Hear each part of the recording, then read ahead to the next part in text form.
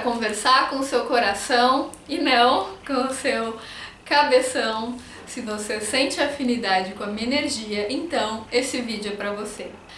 Gente, hoje eu vou cutucar algumas feridinhas aí de vocês, vou mobilizar algumas reflexões. É importante dizer, gente, que tudo que eu falo aqui não é pra querer impor um padrão de relacionamento, né? Eu sinto que cada pessoa, de acordo com o seu grau de consciência, sabe qual é o formato de relacionamento que é o ideal para si. Mas o que eu proponho aqui são algumas sugestões de configurações relacionais que eu acho que podem ser interessantes. Se você sente afinidade com a proposta, ótimo. Se você não sente, não tem problema nenhum. Nossa amizade vai ser a mesma.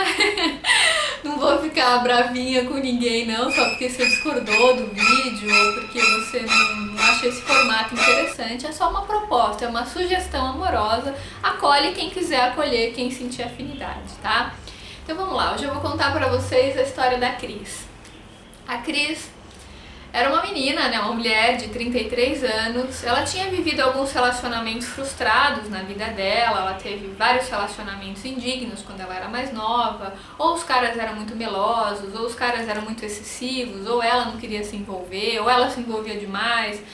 Então ela colecionou aí um bando de estrupício pra vida dela. Ela atraiu pra vida dela, que ela tava vibrando nessa frequência, atraiu pra vida dela um bando de estrupício, e foram relacionamentos muito indignos, muito sofridos, né, muito complicados e nada saudáveis. Até que por volta dos 33 anos, a Cris encontrou o Joãozinho. O Joãozinho era um cara muito legal, um cara muito sensível, muito inteligente, romântico, carinhoso. Era um cara que tinha todos os atributos que ela achava interessante no homem, e ela começou a se envolver com ele, a desenvolver um relacionamento muito profundo, muito saudável, muito digno. E pela primeira vez na vida, a Cris estava vivendo um grande amor, né? Ela estava se relacionando com uma pessoa com a qual ela tinha muita afinidade química, afinidade intelectual, afinidade de alma, de valores, né? Era um nível de afinidade altíssimo, como ela nunca tinha vivido até então. A Cris, ela falou assim, gente, eu preciso contar para o mundo que isso existe. Ela estava explodindo de alegria e ela queria compartilhar com todo mundo a alegria dela. Então ela publicava foto no Face, ela publicava foto no Instagram, ela contava para todo mundo o relacionamento dela, chamava as amigas, montava uma roda e contava como o Joãozinho era maravilhoso, como ele era romântico, como ele era inteligente, né? E a Cris não se reprimia não, ela contava mesmo pra todo mundo os detalhes da vida sexual dela, pra quem quisesse ouvir, que ela estava muito feliz, ela precisava trocar, ela precisava falar. E aí, teve um momento que ela conversou com o Joãozinho e falou, ó, Joãozinho, eu acho que a gente tá se dando tão bem, né, a gente precisa oficializar a nossa relação. Vamos marcar um almoço com os meus pais, depois a gente marca um almoço com os seus pais. Eu quero te apresentar para os meus pais, quero saber se eles aprovam, né, a nossa relação, quero ver se eles gostam de você e tal, porque se relacionar também é se relacionar com a família, então vamos lá. O Joãozinho topou, ele também estava na mesma vibe. E aí eles foram almoçar com os pais da Cris, né, o Joãozinho foi almoçar com os pais da Cris junto com ela. E aí a Cris começou então a inserir o Joãozinho dentro do círculo de relacionamentos dela, né? Depois a Cris apresentou o Joãozinho para os amigos dela, né? Porque os amigos queriam conhecer, queriam saber se aprovavam, né, o tal do Joãozinho, se ele era boa pessoa, se ia cuidar bem da Cris e tal. Ela apresentou para os amigos. E aí, tudo bem, aí ela continuou o relacionamento com o Joãozinho e os amigos já conheciam, a família já conhecia, ela sentia que tinha inserido o relacionamento no social e isso pra Cris dava uma certa segurança, porque de acordo com os valores dela, assumir um relacionamento não significava assumir o sentimento dela, mas significava, acima de tudo, assumir o relacionamento pro social, pras regras, pros protocolos, né, pra ela, pros valores dela, de acordo com aquilo que ela aprendeu, assumir, mostrar para a família, mostrar para os amigos a pessoa com a qual ela estava era algo muito importante, porque isso dava uma segurança para ela, criava vínculos, né? Só que a Cris, né, como toda mulher que oscila muito de humor, a gente tem muitos hormônios, né? Os homens também, né, mas os nossos oscilam mais.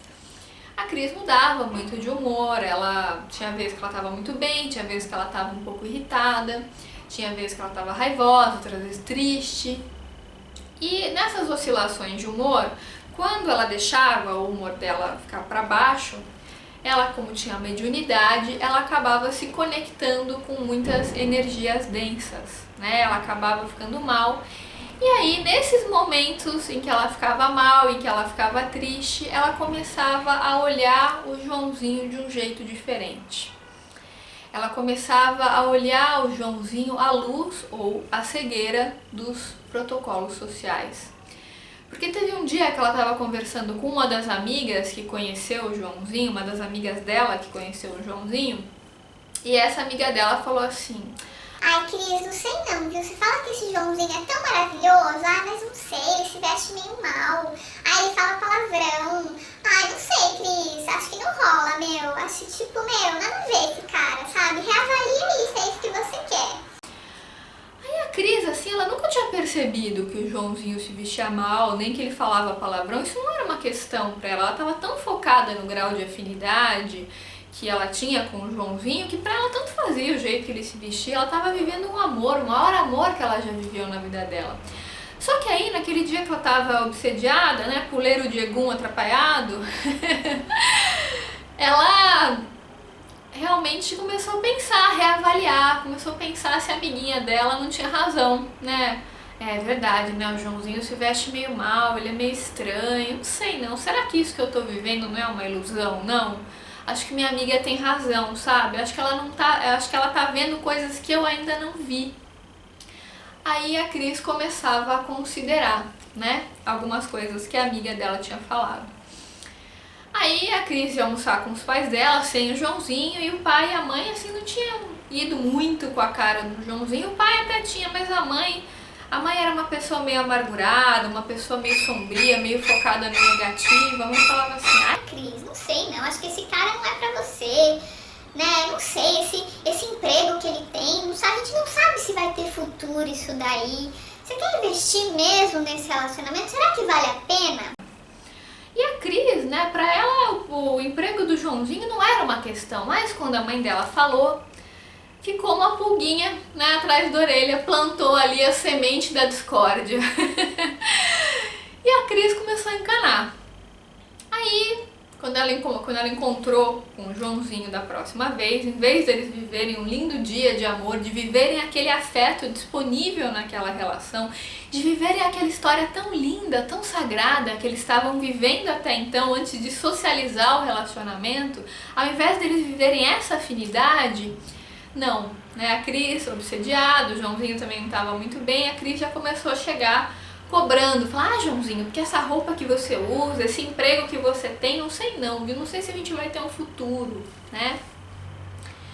E aí o Joãozinho começou a se sentir meio desqualificado e começou também a jogar os detritos emocionais dele em cima da Cris, né? Porque os pais dele também falaram coisas sobre a Cris que ele não gostou muito, mas que ele também absorveu. E aí, quando ele deixou a energia dele cair, ele foi tomando aquilo como verdade. E aí começou a questionar alguns valores da Cris, começou a olhar para ela de um jeito meio torto. E aí aquele relacionamento tão lindo, tão profundo, tão sagrado, tão uno que eles estavam construindo, começou a minar. Porque era tanta interferência, tinha tanta gente na plateia dando pitaco, julgando, né, atribuindo características tanto para o Joãozinho quanto para a Cris, que é como se um monte de buraquinhos, né, fossem feitos naquele relacionamento e a energia começou a vazar. Então aquilo que era um templo sagrado, aquele relacionamento que era algo assim tão único, tão especial, tão profundo, meio que começou a virar um mercadão de São Paulo, a Rua 25 de Março, né, uma rodoviária pública.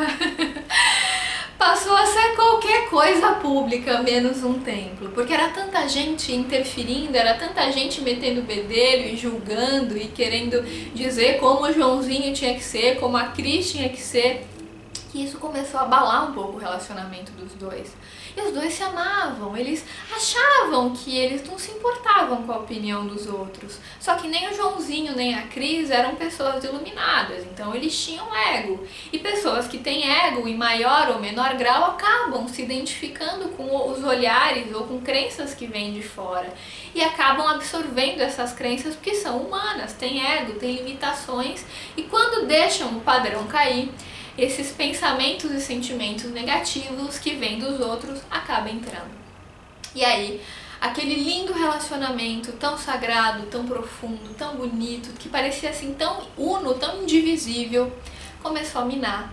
A Cris e o Joãozinho não paravam de brigar, eles discutiam por qualquer coisa. Eles já nem tinham mais vontade de ficar juntos, o relacionamento começou a ficar monótono, o sexo também não tinha muita graça mais, ficou uma coisa meio esquisita, meio protocolar, era sempre a mesma coisa, não tinha muito mais aquele sentimento profundo, aquela entrega. E a Cris começava a pensar assim, mas é normal, né? Depois de muito tempo de relacionamento, isso acontece mesmo, os relacionamentos vão ficando assim, né? Será? Gente, eu quis ilustrar o nosso vídeo de hoje com a historinha da Cris e do Joãozinho, porque eu já vi isso acontecer aos montes, isso já aconteceu na minha vida, na vida das minhas amigas, de pessoas que eu atendo. Parece que quanto mais a gente socializa, a gente compartilha algo que é sagrado, aquilo acaba perdendo um pouco a profundidade, a sacralidade, aquilo vai se tornando um pouco monótono, fútil, porque é tanta interferência que a essência da coisa vai se perdendo um pouco. Isso não é uma coisa baseada em achismo, né? São experiências que eu vivi na minha vida e que eu observei outras pessoas vivendo e eu via com frequência isso acontecendo. E aí, eu até fiz um vídeo, já faz uns 2 anos, sobre esse tema, como se desconectar, acho que é esse o nome, como se desconectar de energias que não são nossas, alguma coisa assim, no qual eu falo que durante um bom tempo na minha vida eu era uma pessoa que eu contava tudo da minha vida pra todo mundo, assim, né? Eu tinha a rodinha lá das minhas amigas, que a gente saía pra uns barzinhos, assim, e a gente punha tudo na roda, contava tudo pra todo mundo, tudo que rolava com os namorados, o que não rolava, as coisas que a gente tava feliz, as coisas que a gente tava triste, descia o cacete quando precisava descer. Enfim, tudo era público, porque eu tinha aquela ideia de que, se é minha amiga, vai me entender, vai acolher tudo que eu tenho pra mostrar, tudo que eu tenho pra falar. E, gente, quando a gente vai amadurecendo, a gente vai percebendo que não é bem assim que funciona, né? Que todo mundo tem ego, todo mundo tem luz e sombra no ego. E todo mundo que tem admiração pela gente também tem inveja. Isso eu aprendi com a Li, né? São as duas faces da mesma moeda. Enquanto a gente não se iluminar, todo mundo que a gente admira, a gente pode não querer admitir, mas a gente também tem inveja. São as duas polaridades. A gente não gosta de falar que tem inveja, né? A gente gosta de falar assim, é meu amigo, eu amo incondicionalmente. Não é bem assim, né? A gente ama, mas tem ali às vezes uma invejinha que tá enrustida, que tá no nosso lado sombra. Claro que a gente pode usar essa invejinha a nosso favor, aprender a trabalhar, aprender a integrar essa sombra com meditação, com autoconhecimento, mas sempre inveja e admiração andam juntas. Por isso que é muito comum uma pessoa que fala que te ama hoje passar a te odiar amanhã. Amor e ódio são as duas faces da mesma moeda, né? Tudo que a gente tem no consciente, a gente tem o oposto reprimido no inconsciente, como diz Jung. Então, enquanto a gente vive no mundo da dualidade, enquanto a gente não transcendeu o ego e não se iluminou, a gente tem essa dualidade. Por isso que todo amigo, por mais que nos ame, que nos queira bem, sempre tem uma invejinha ali. Agora, pode ser uma invejona ou pode ser uma invejinha pequena, mas algum lado sombrinho ali sempre tem, enquanto a pessoa não for uma iluminada. Então, gente, quando você expõe a sua vida, a sua intimidade, a sua privacidade, é como se você estivesse dando o aval para o Mercadão de São Paulo entrar na sua vida. Se a gente vivesse num mundo onde todas as pessoas são iluminadas, onde todas as pessoas têm um grau de consciência super elevado e vivem em pleno estado amoroso, não teria menor problema a gente abrir a nossa vida para quem quer que fosse entrar, expor o que fosse, minha vida é um livro aberto, conto tudo para todo mundo. Não teria problema, porque as consciências seriam muito parecidas, né? Não teria a heterogeneidade de consciências que a gente tem. Mas a gente vive na terceira dimensão, nesse planetinha ferrado, que é o planeta Terra, que tem muitas limitações, muito problema, né? Tem muita energia densa, muita energia pesada. E aí você pode dar uma de gostosa e poderosa e falar assim: eu não me envolvo com as energias dos outros, porque eu sou mais eu. A gente adora fazer esse discurso que é bonito na teoria, mas na prática, né, gente? A gente sabe que às vezes a pessoa faz uma crítica assim pra gente, não fala nada demais, e aquilo dói, aquilo pega, e nessas horas que a gente vê que a gente tem um puta de um ego desse tamanho, porque pega, né, pega fundo. Então, vamos ser sinceros, vamos parar de ficar na teoria e vamos ir pra prática? Teoricamente, a gente pode falar, não me importo com a opinião dos outros, não pego nada de ninguém.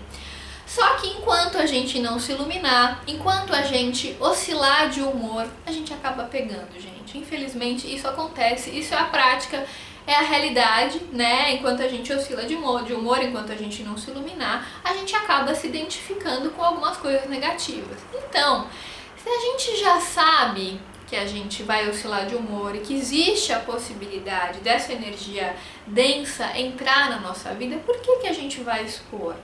Né? A troco do que, se a gente sabe que isso pode fazer o relacionamento minar. Gente, o Arli sempre fala isso nos vídeos dele, que a sociedade está em estado de praga biológica e que quando o poder entra por uma porta, o amor sai pela outra.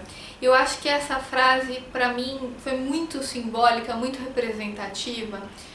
Porque, gente, o social, ele não é baseado no afeto, ele é baseado na guerra, ele é competitivo, ele é bélico, ele inspira a guerra entre as pessoas o tempo todo. Então, muito embora todos nós tenhamos como vocação natural o afeto, a cooperação, né, na nossa alma, na nossa essência, toda a educação que a gente recebe é voltada para a guerra, é competitiva. Então, embora a gente tenha o amor embutido aqui na nossa essência, tudo que a gente aprende nos condicionamentos sociais é de desamor. A gente aprende o tempo inteiro a competir, a guerrear, a expor as coisas para os outros, para se autoafirmar socialmente. Então a gente está o tempo inteiro competindo, seja direta ou indiretamente, consciente ou inconscientemente.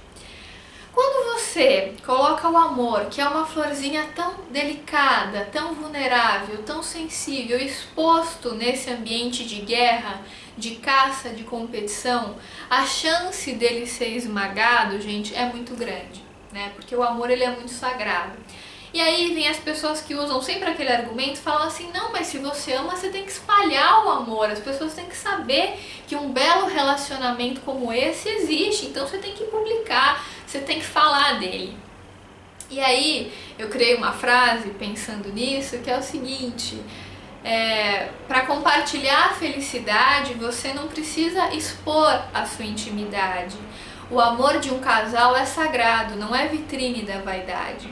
Quando você consegue deixar as sementes no escuro para elas brotarem, como fala o Osho, né? O Osho fala que as sementes precisam de um ambiente escuro para poder brotar e que tudo aquilo que é profundo, que é sagrado, precisa da escuridão ali para conseguir vir para fora, né? Para conseguir brotar. Quando você consegue preservar essa sacralidade, a alegria que você emana no seu olhar, a amorosidade que você emana, só isso já cura as pessoas. Você não precisa falar da sua intimidade, você não precisa pôr a sua intimidade no palco, basta você viver a sua intimidade em privacidade, que o amor e a alegria que você vai emanar por viver isso em privacidade já vai fazer bem para as pessoas, já vai ser algo totalmente rebelde, totalmente revolucionário. Percebe? Você não precisa publicar essa relação, você não precisa falar dela para as pessoas sentirem os benefícios dela, percebe? Porque quando a pessoa olha no seu olho, se você tá bem, se você tá feliz, se você tá em estado amoroso, esteja você vivendo um relacionamento afetivo ou não, os outros sentem isso, porque você exala aquela luz, você exala aquela alegria. Você não precisa ficar falando que é importante falar para inspirar as outras pessoas. Eu acho complicado você ter que sacrificar a sacralidade da sua relação para inspirar outras pessoas. Você pode inspirar simplesmente com a sua alegria de viver, com a sua amorosidade, né? para cada nível de consciência existe um formato de relacionamento que é o formato ideal para aquele casal. Não existe um formato padrão. Tem gente que precisa casar, assinar um contrato, tem gente que basta morar junto, tem casal que gosta de cada um morar numa casa, né? Tem casal que vive o poliamor, gosta de viver vários relacionamentos afetivos ao mesmo tempo. Existem muitos formatos de relação que são adequados para um determinado nível de consciência num determinado momento da vida da pessoa. Então, quando eu proponho para vocês para manter o segredo nas relações, eu não estou falando que isso tem que ser um padrão, que se você não fizer isso, o seu relacionamento vai ser uma desgraça, você está fadado ao fracasso. Não, gente, porque existem casais e casais. Tem casais que realmente não se identificam com energias externas, que expõem, para eles isso não é um problema e tudo bem. Se você tá feliz expondo, se você sente que tá inspirando outras pessoas, que isso é bacana para você, continue fazendo isso. Siga seu coração acima de tudo. O que eu tô dando aqui é uma sugestão para você sentir no seu coração se te toca ou não. E aí você pode colocar em prática. Se você sentiu alguma afinidade com a minha sugestão, você coloca em prática e aplica na sua vida para ver se para você isso é bom. Então é isso, gente. Se esse vídeo tocou o seu coração de alguma forma, lembre de deixar o seu curtir aqui para mim, de compartilhar com seus amigos e de se inscrever no canal.